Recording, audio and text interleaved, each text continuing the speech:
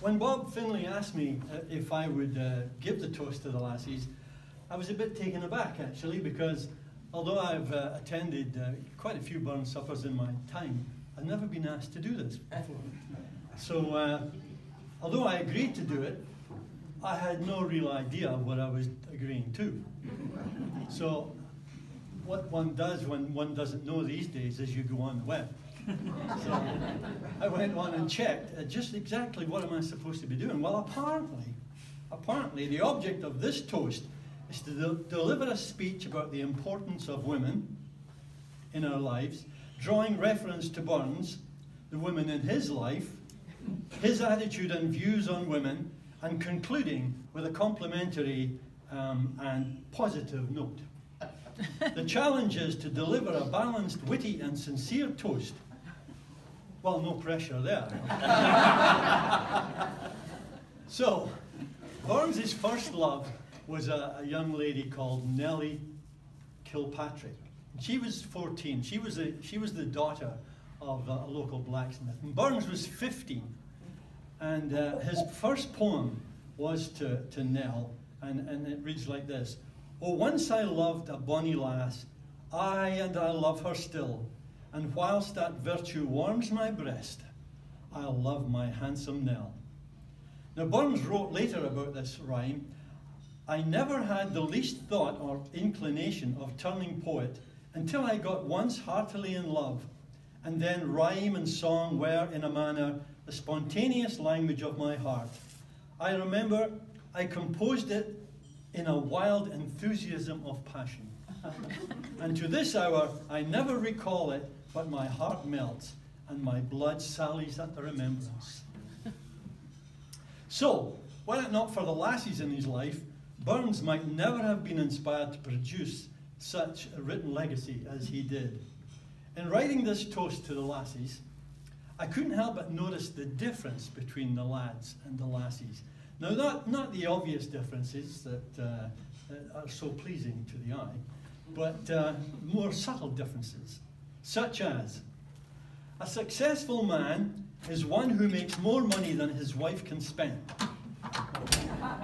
A successful woman is one who can find such a man.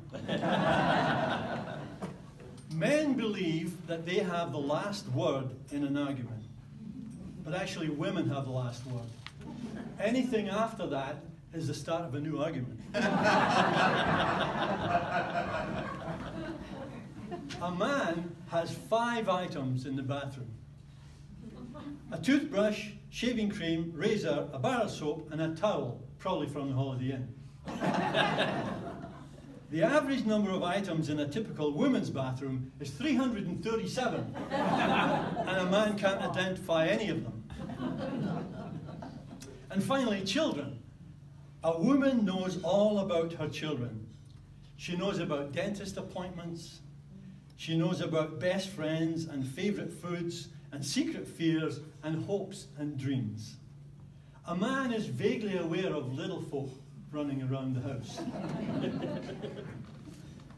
But women are definitely caregivers, don't you think? I'm reminded about a story about old Sandy who was lying on his deathbed, and his wife Margaret was kneeling by his side, tenderly holding his hand.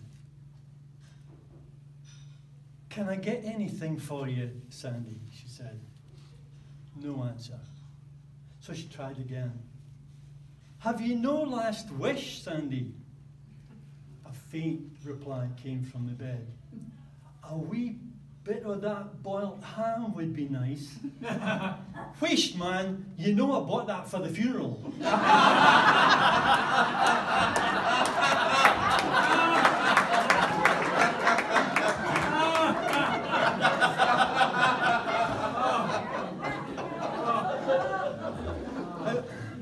Have you noticed that all the TV sitcoms, they all seem to have a father or a husband who is totally incompetent, and the wife who absolutely rules the roost?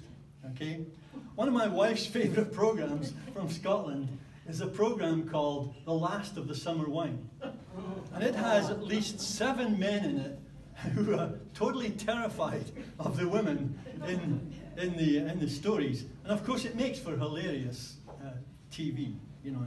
But it brings to mind a story of Willie and Jean. And Jean was going to have a dinner party.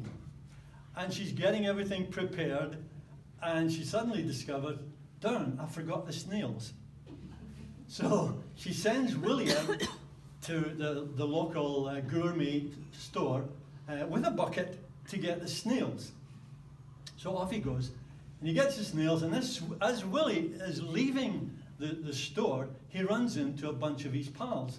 And they're all on the way over to Charlie's bachelor apartment to watch the big game on Charlie's new 60-inch TV. So Willie thinks, well, I could go and look just to see the new TV. So off he goes with the pals to watch the new TV. And while he's there, of course, he has a beer, only one, but one leads to two, and two leads to three. And before Willie knows where he is, he's lying on the sofa, blind drunk, and sound asleep. After the game, Charlie decides to leave Willie to sleep it off, and he goes off to bed.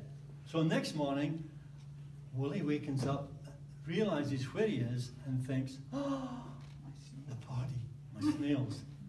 So he jumps up, grabs the snails from the sink where he put them, dashes home, runs up the apartment stairs, and just as he's getting to the door of his apartment, he trips, falls flat, bucket goes everywhere, snails are all over the place, and he's on his knees, and the door opens. Where have you been? Quick as a wink, he looks up at his wife, looks back at the snails, waves them on, and says, come on lads, we're nearly there.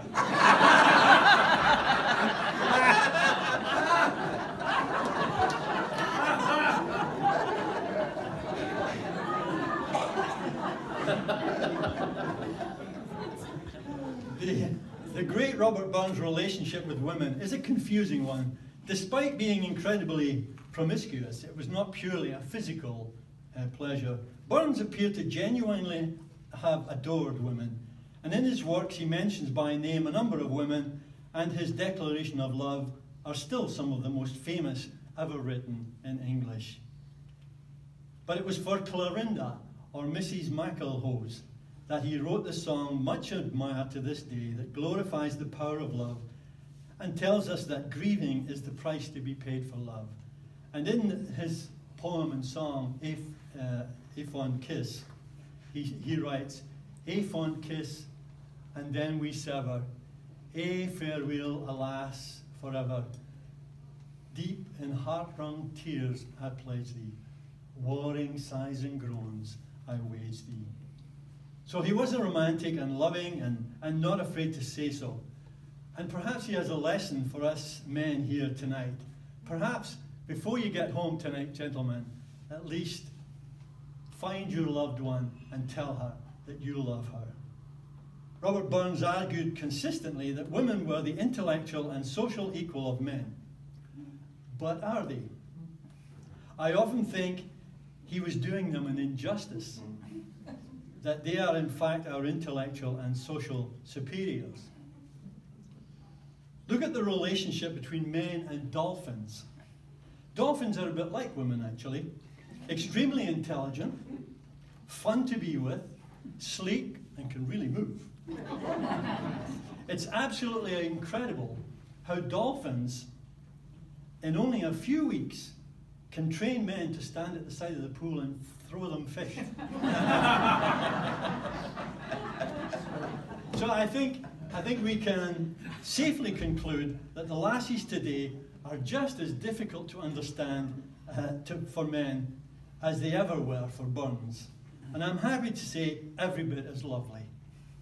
Gentlemen, please will you rise and join me in a toast to the lassies.